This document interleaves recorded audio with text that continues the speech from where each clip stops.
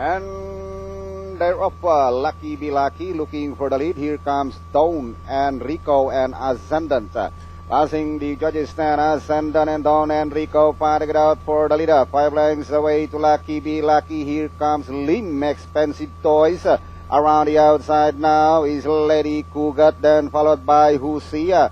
5 lengths away to Fun Embrace and Tiwi Magic.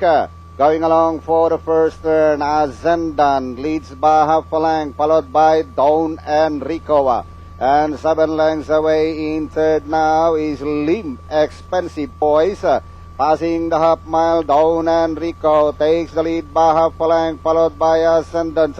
And running now in third by another 5 lengths, Lim Expensive Toys. Pussy now from the outside, fourth running in fifth, Lucky Be Lucky. Here comes Tiwi Magic. Fun Embrace, Lady Kugat, while Vibora is running in the tail of the field. Inside the last 600, Dawn and Rico leads by some 2.5 lengths.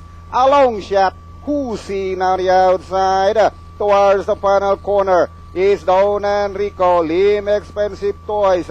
Towards the final corner, it is still Dawn and Rico, Lim Expensive Toys lifting at in the rail.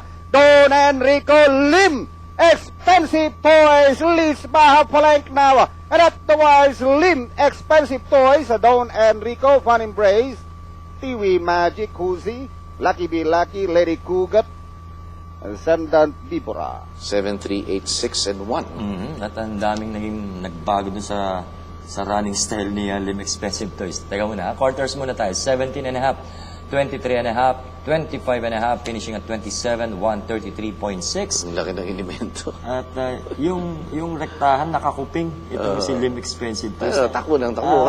At least ngayon, talaga namang takbo ng takbo.